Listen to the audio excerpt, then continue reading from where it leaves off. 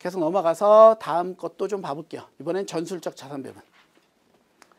얘도 뭐 별 내용은 없겠죠. 우리 이미 한번 했으니까. 그래서 전술적 자산 배분이란 시장 변화 방향을 예측하는 게 포인트예요. 앞으로 어떻게 움직일지 예측하고 사전적으로 미리 바꿔요. 그런 적극적 투자 전략, 액티브 투자 전략이다. 이렇게 표현을 하고요. 그래서 저평가 매수, 고평가 매도 우리가 알고 있는 이게 바로 뭐예요? 역투자 전략이에요. 저평가 매수, 고평가 매도가. 다른 말로 가치 투자 방법이 바로 얘예요. 그래서 역투자 전략과 가치 투자는 동일한 용어로 이해하셔야 돼요. 그래서 네거티브 피드백을 이용해요. 반대로 움직이니까 네거티브 피드백이에요. 아시겠죠? 그래서 전술적 자산 배분, 저평가 매수, 고평가 매도, 역투자 전략, 가치 투자 전략, 네거티브 피드백 요 키워드들도 같이 좀 정리해 두시면 될 것 같아요. 그래서 운용 과정에서 이 둘의 관계를 나타냈는데 서로 반대되어진다라는 거 잡고 운용 방법 중단기적 가격 착오를 이용한다고 그랬어요. 이 가격 착오가 생기는 건 시장이 효율적이지 않기 때문에 비효율적이어서 오버슈팅이나 언더슈팅이 나오고 그 오버슈팅이나 언더슈팅은 다시 원래 자리로 되돌아올 거다. 그래서 과잉 반응과 평균 반전 현상 그리고 역투자 전략 이런 애들이 이론적 배경이 될 수 있다까지 잡는 게 우리 앞서 이야기 드렸었던 전술적 자산 배분 파트가 되겠죠. 네. 마찬가지로 내려가서 문제를 조금 볼게요. 자, 1번 전술적 자산 배분에 대한 설명으로 가장 거리가 먼 것을 고르시오. 1. 자산 집단의 가격이 평균 반전 현상을 따른다고 가정을 하고요. 2.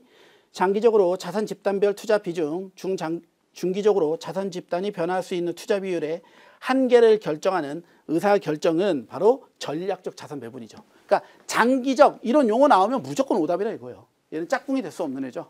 전술은 무조건 단기적 운용이라고 이야기했으니까. 3번 저평가 매수, 고평가 매도. 4번 과잉 반응, 비효율적 시장 상황. 이런 용어들, 키워드들이 다 맞게 들어가야 돼요. 그러니까 키워드 들어갈 때 여기에는 자본시장이 과잉 반응한다 이렇게 써놓고 여기서 효율적 시장 이러면 또 오답이 되는 거예요. 앞에만 보고 판단하지 말자. 아시겠죠? 문제 푸실 때 앞에와 뒤에 마무리까지 다 잘 보셔야 되고요. 그리고 여기에 한 가지 추가적으로 이야기 드리면 이 전술적 자산 배분 파트에서 체크하세요. 수익률에 대한 개념인데 초과 수익이 있고요. 시장 수익이 있고요. 정상 수익이 있어요. 이 수익률이 우리가 채권에서도 수익률을 되게 다양하게 쓸 건데 이 주식 파트에서도 수익률을 되게 다양하게 써요. 자, 얘만 다른 애고 얘랑 같은 애예요.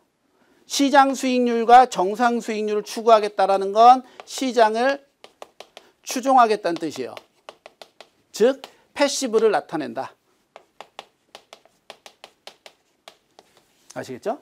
그럼 초과 수익이 바로 액티브 전략이 되는 거예요. 내가 시장을 이겨내겠다.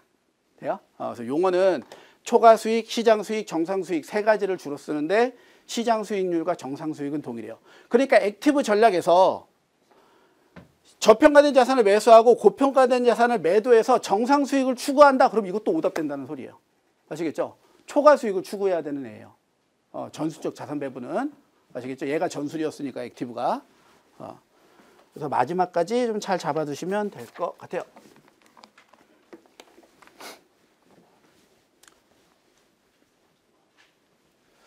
자, 계속 넘어가서 보험자산 배분. 보험자산 배분은요, 뭐 간단하게만 조금 설명드리고, 요거 보험자산 배분은 지금 제가 많이 설명을 안 하는 이유가요, 우리가 이따가 옵션 파트에서 다룰 거예요. 옵션 파트에서.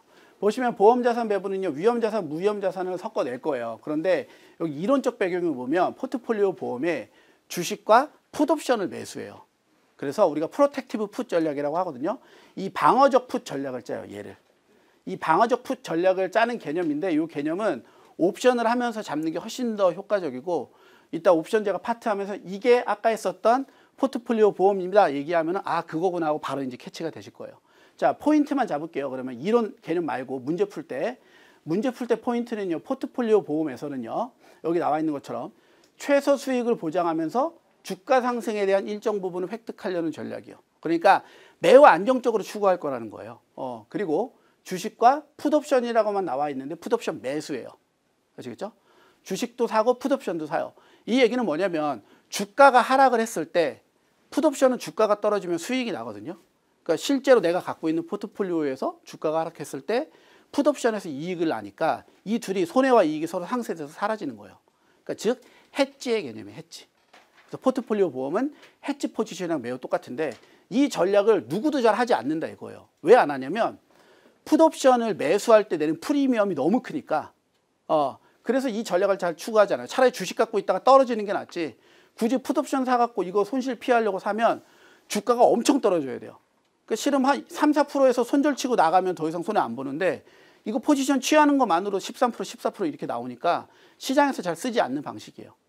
그러다가 보니까 이 포트폴리오 보험 전략은 그렇게 흔한 전략이 아니고 제가 특이한 전략이라고 이야기를 했었죠.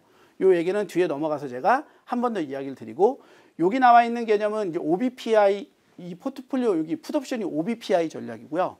이 쿠션에 대한 개념이 CPPI 전략이에요. CPPI 전략은 뭐냐면요. 수익률 추출 전략인데 얘는 여기서 조금 설명을 좀 드릴게요.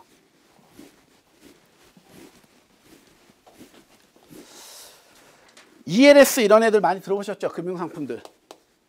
EL 시리즈. ELS, D, W.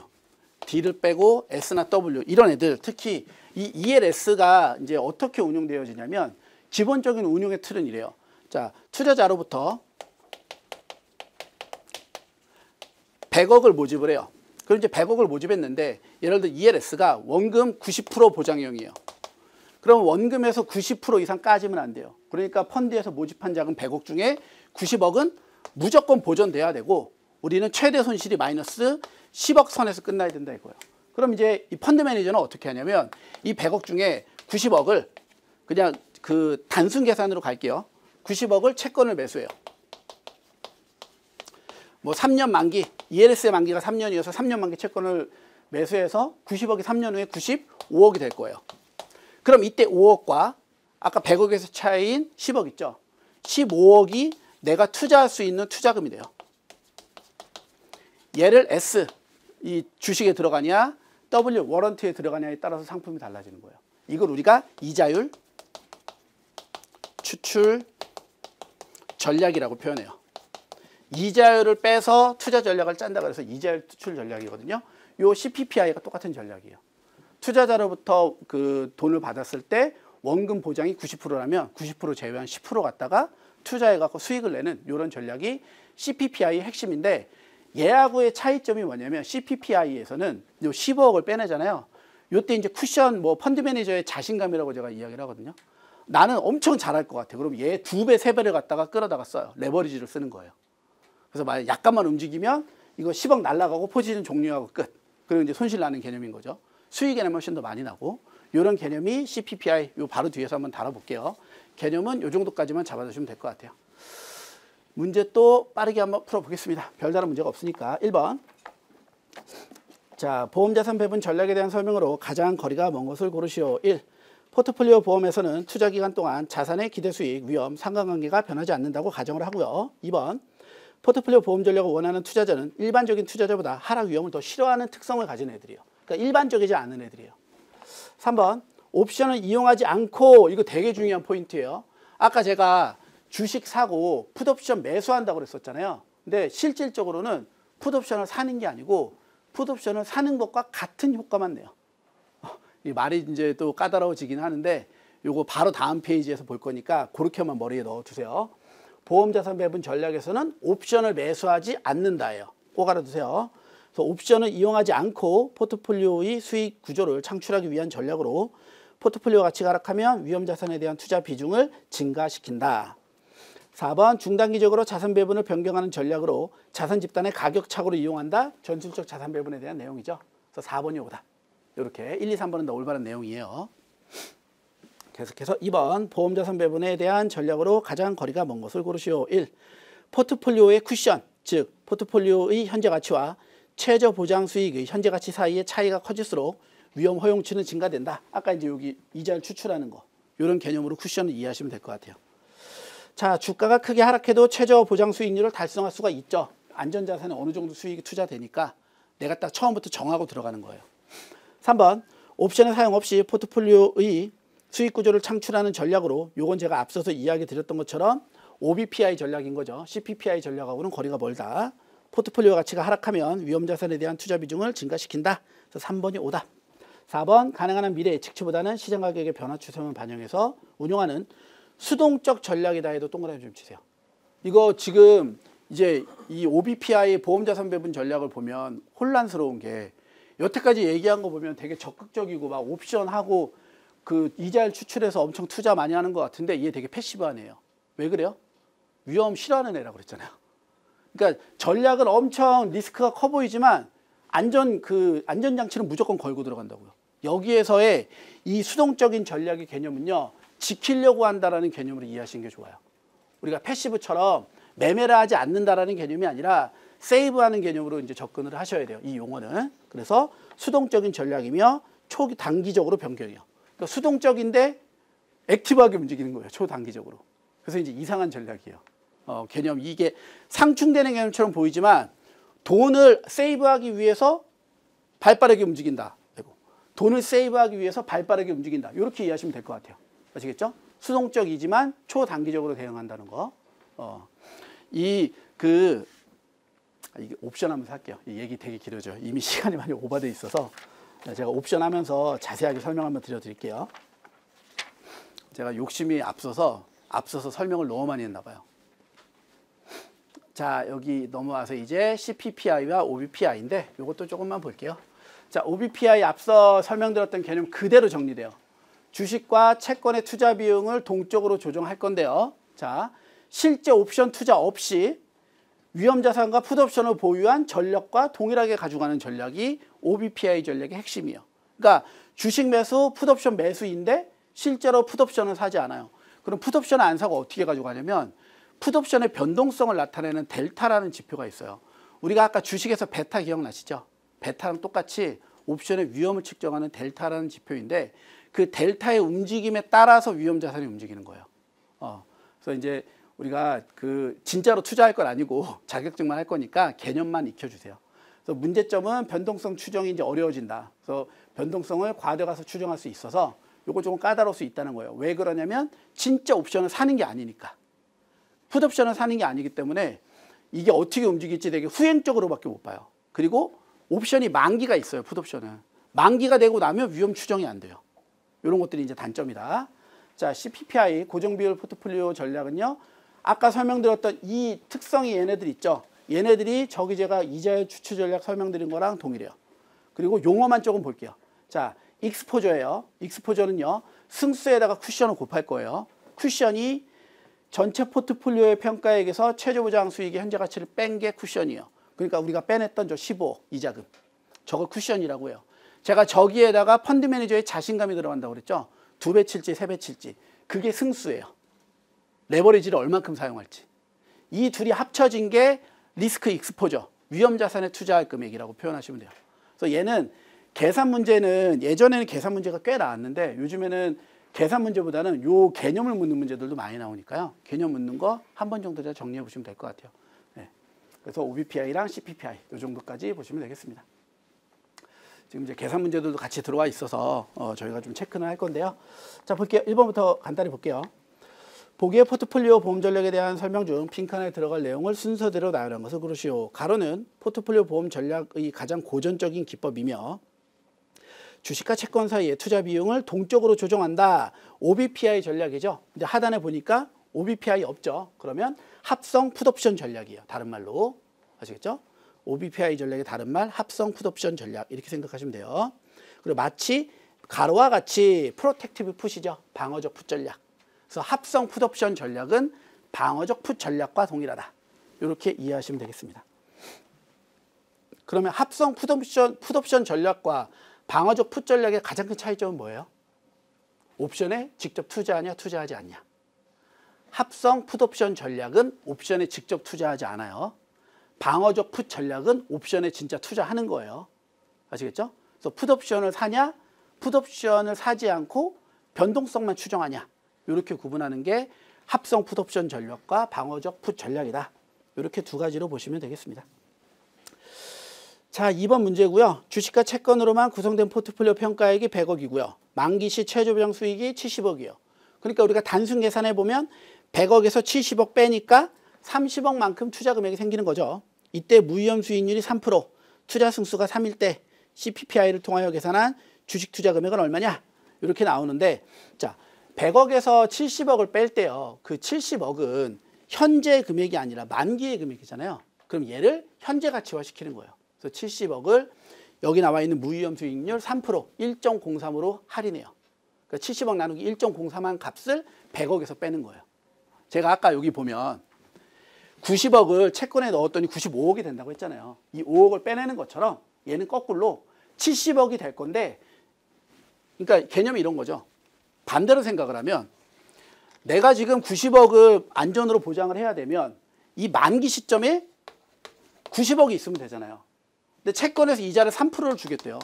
그러면 93, 27, 2억 7천만 원은 지금 더 써도 되는 거죠.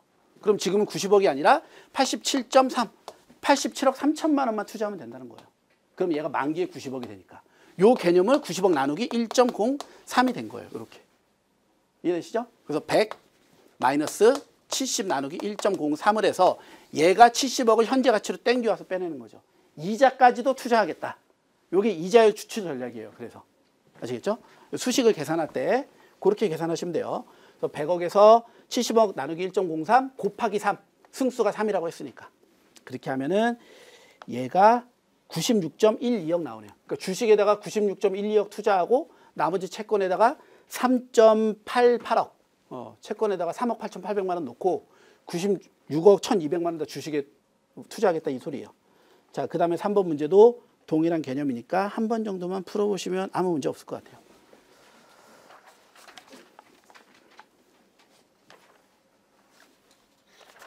이 뒤에는 이제 뭐 앞서서 다 봤던 부분들이어서요. 따로 뭐 개념은 안 봐도 될 것 같고요.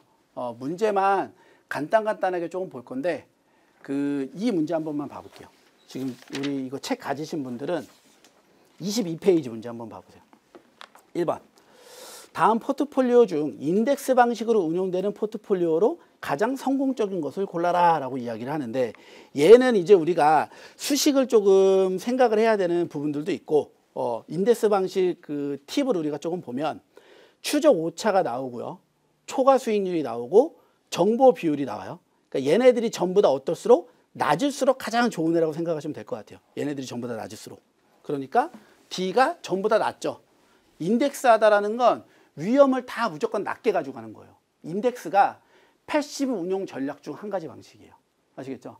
그래서 뭐 이 문제는 상대적인 문제예요. 얘가 뭐 0.5니까 정답, 마이너스 1이니까 정답이 아니라 이 자산들을 비교했을 때 가장 위험을 낮게 추종하는 애가 인덱스 방식으로 가장 적합해요.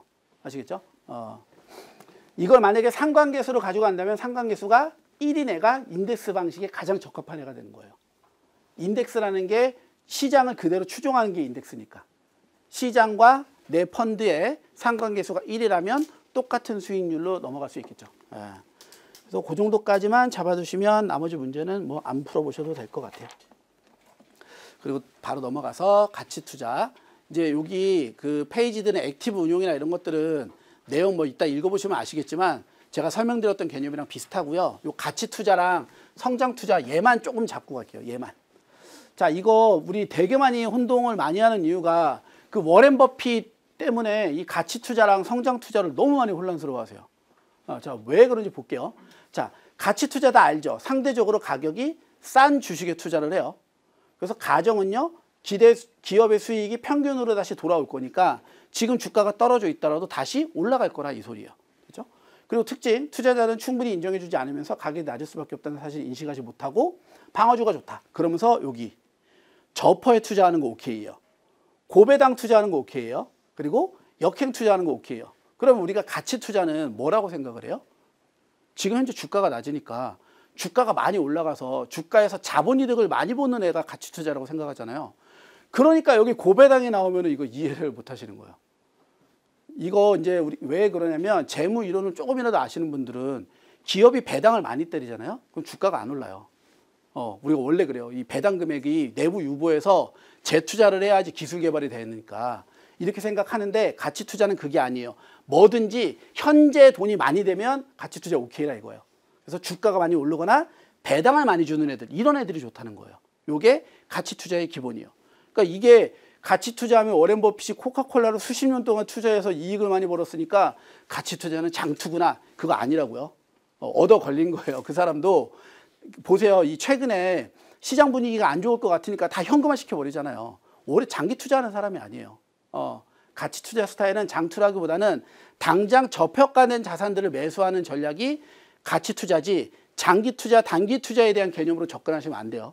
오히려 여기 나와 있는 성장 투자가 기업의 수익성에 관심을 두고요. 멀리 보고 투자하는 게 성장 투자 방식이에요. 아시겠죠? 그래서 퍼가 높은 애들, PBR이 높은 애들, 배당이 낮은 애들 이런 애들에다가 투자하는 게 성장 투자 방식이다. 이 두 가지 가치 투자와 성장 투자 생각하실 때 단기 장기로 생각하지 마시고 아시겠죠? 주가 수익이 높거나 배당이 많이 나온다 가치 투자, 배당을 적게 주거나 기업의 탄력성이 붙는다 성장 투자. 기업의 탄력성이라는 거 우리 퍼의 개념도 여기서 잠깐 설명드리면 주가 수익 비율이죠. 주당 얼마만큼의 돈을 벌어들이냐 이건데 얘가 돈을 많이 벌어들이면 이 퍼가 높으면 벌어들이는 돈보다 주가가 더 높다는 뜻이잖아요. 그럼 문제가 있는데라고 생각할 수 있겠지만 반대로 말하면 적게 벌지만 주가가 높다는 건 수익이 그만큼 따라올 거라는 기대치가 있다는 거예요. 그래서 앞으로 더 많이 성장할 수 있겠구나. 그러니까 성장 투자가 되는 거예요. 고퍼가. 아시겠죠? 저퍼는 현재 수익은 많이 나는데 주가가 못 따라간다. 저퍼. 고퍼는 수익은 적게 나지만 주가가 높다는 건 이 수익이 주가를 따라 붙을 거다. 이게 고퍼. 이렇게 해서 앞으로의 성장을 볼지 당장의 이익, 차익을 생각할지. 그래서 가치 투자는 무조건 당장의 차익으로 접근을 하셔야지 장기 투자에서 멀리 바라본다 이러면 이 문제 엄청 많이 틀리세요. 성장 투자랑 가치 투자. 포인트는 거기에만 잡아두시면 될 것 같아요. 네. 문제를 그러면 간단하게만 한번 보고 갈게요. 2번 문제를 볼게요. 2번 문제. 성장 투자. 자, 성장 투자 스타일에 대한 설명으로 가장 거리가 먼 것을 고르시오. 미래 기업의 주당 순이익이 증가하고 퍼는 낮아지지 않으면 주가는 최소한 주당 순이익이 증가할 만큼 상승할 거라고 가정하는 거예요. 그러니까 계속 성장을 불러일으킬 거다라고 생각을 하는 게 성장 투자의 핵심. 2번, 성장 모멘텀 투자자들은 성장률이 높은 기업에 대해 시장의 퍼보다 낮은 가격을 지불하는 게 아니라 높은 가격을 지불한다고 했었죠. 고퍼. 그래서 2번이 오답. 3번, 기업 이익이 예상을 상회했는지 또는 하회했는지가 주가에 영향을 많이 미칠 수 있어요. 퍼가 높게 나오냐 적게 나오냐가 중요하니까. 4번, 성장 스타일은 장기적인 성장성 외에도 단기적 이익의 탄력성에 투자한다. 그래서 장기적인 성장성이라는 개념이 가치 투자의 개념이 아니라는 것 좀 꼭 기억해 두시면 될 것 같아요. 아시겠죠? 이 문제 우리가 단순하게 생각해서 많이 실수들을 하는 문제여서요. 한번 따로 좀 짚고 넘어갔어요. 넘어가서 패시브 운용 전략. 패시브는 앞서 봤던 것에서 차이점이 전혀 없이 앞서 배웠던 개념 전부 다 동일하고요. 이제 펀드 만드는 방법 조금만 볼게요. 펀드 만드는 방법 여기. 인덱스 펀드를 만드는 방식인데 완전 복제법은 예를 들어 우리가 코스피 200의 인덱스를 만들려면 코스피 시장에 있는 주식이랑 모든 종목을 다 사는 거예요. 그래갖고 시장하고 완전 똑같이 움직이겠죠. 한 주씩만. 그래도 한 3천 종목 되나요? 그 정도 종목을 다 사려면 돈이 엄청 많이 들겠죠. 수수료도 많이 들고. 그래서 가장 인덱스랑 동일하게 움직이겠지만 운영 관리 보수나 거래 비용이 많이 드는 방식. 이제 이런 방식 우리 쓰지 않고 표본 추출하겠다는 거예요. 가장 시장을 잘 추종할 수 있는 자산들 위주로 사가지고 시장이랑 똑같이 움직이는 애를 만들겠다. 그래서 대형주는 포함시키고 중소형주랑 벤치마크 일부만 넣는 거. 그리고 마지막에 최적화법. 얘가 이제 우리가 아까 제가 이야기했었죠. 상강기술 1로 가져가는 애들. 그래서 주어진 벤치마크에 대한 잔차 위험이 허용 수준 이하로 내려가서 과거 정보를 이용하는 애들. 한두 종목만 사서 상관계수를 갖고 시장 따라가게 만드는 게 최적화 방식이다. 이렇게 세 가지 생각하고 보시면 될 것 같아요. 그러면은 패시브 방법도 나머지는 끝. 문제로는요. 따로 여기는 풀어볼 문제는 없을 것 같아요. 한 번씩 그냥 보셔도 별다른 문제가 없어서. 네. 그 다음에 주식 포트폴리오 구성인데요. 여기는 그냥 한 번씩만 다 읽어보세요. 여태까지 설명드렸던 내용 전부 다 이고 요거 리밸런싱만 업그레이딩 요 두 가지만 쫙 볼게요. 여기 보면 리밸런싱 업그레이딩하고 그 하향식 상향식이 중요하고 이상현상들인데 앞서 설명했던 내용들이에요. 거의 다. 자, 리밸런싱이나 업그레이딩 판단하실 때요. 아까 제가 효율적 투자기 위해선 좌상향으로 올라갔던 거 기억나시죠? 그게 업그레이딩이에요. 아시겠죠? 시장에 더 좋은 자산이 생기면 그 자산을 포함해서 내 포트폴리오 더 좋게 계속 바꿔가는 거. 그게 업그레이딩. 리밸런싱은 주식이랑 채권에 들어갔는데 예를 들어 5대5 비율로 투자해야 돼요. 무조건 주식이랑 채권이랑. 근데 주가가 떨어져서 5대5 비율이 깨지면 다시 5대5로 만드는 거예요. 그래서 균형이 깨졌을 때 포트폴리오 비중이, 그러니까 전략적 자산 배분의 관점으로 보는 거죠. 전략적 자산 배분에서 주식, 채권, 뭐 부동산, 대안투자에 대한 밸런스를 짜놨는데 특정 자산이 붕괴가 돼서 확 떨어져. 그럼 걔를 더 사가지고 다시 비율을 맞추는 거죠. 그게 리밸런싱 돼요. 그래서 리밸런싱이나 업그레이딩 두 가지는 체크해 두시되, 이제 업그레이딩을 보면 시장 상황이 변동했을 때 변화된 포트폴리오를 다시 그 기준 포트폴리오로 바꾸는 게 업그레이딩. 리밸런싱은 원래 비율로 바꾸는 게 리밸런싱. 아시겠죠? 비율, 균형을 맞추면 리밸런싱, 포트폴리오를 재구성하면은 업그레이딩. 이렇게 생각하시면 될 것 같아요. 그 하향식, 상향식은 전술 전략에다 짝지으시면 될 것 같고요. 이상현상은요, 효율적 효율적 시장 가설에 대한 얘기예요. 아까 시장이 매우 효율적이면 정보가 다 동일하니까 주가가 똑같아야 된다고 그랬죠. 그렇다면 우리가 지금 살고 있는 그 시장, 그러니까 예를 들어 한국 코스피 주식시장은 효율적이냐 효율적이지 않냐, 이제 이런 질문인 거죠. 전 세계 주식시장은 지금은 어떤지 모르겠어요. 2000년도 초반에 제가 한참 2000년도 초후반에 한참 대학원에서 논문 쓸 때, 그때는 그 중강형이랑 약형이 딱 중간이라고 그랬어요. 그러니까 과거 정보로 수익은 못 내는데 현재 정보로는 수익을 낼 수 있다고 그랬어요. 전 세계 주식시장은. 근데 지금 또 이제 봐야죠. 정보의 속도가 훨씬 빨라졌으니까. 그런 것들을 이야기할 때 실제 주식시장에서 효율적이만 나타나지 않아야 되는 현상들이 나타나는 거예요. 그 얘기는 과거가 계속 반복된다는 거예요. 그런 현상들을 정리해 놓은 게 이상현상이라고 생각하시면 될 것 같아요. 예. 그래서 이상현상은 문제가 출제될 때 얘네들 이렇게 묶여져서 나와요. 정보 비율 그룹끼리 묶이고요. 상대적 저가주 그룹끼리 묶이고 수익률 역전 그룹끼리 묶이는데, 여기 보면 저 베타에만 하이라이트를 해놨죠. 얘가 항상 얘랑 같이 시작돼요. 저 PBR, 저 퍼, 저 베타. 왠지 셋이 잘 어울리잖아요. 그래서 얘가 항상 여기로 들어가니까, 아니면 요 네 가지 중에 얘가 빠지든가. 그래서 얘만 잘 기억해 두세요. 저 베타는 수익률 역전 그룹이다. 요 정도까지만 잡아두시면은요, 주식 포트폴리오에 대한 개념까지도 싹 다 끝. 그리고 뭐 여기 그 포트폴리오 모형, 체계적, 비체계적, 총위험, 앞서 다 설명드렸던 개념들 그냥 한 번만 보시면 돼요. 그래서 체계적 리스크 요인이 뭔지, 비체계적 리스크 요인이 뭔지, 그리고 비체계적 리스크는 분산 투자로 제거할 수 있고 체계적 위험은 제거할 수 없다고요. 그래서 체계적 그 위험의 요인들은요, 대부분 거시적인 요인이에요.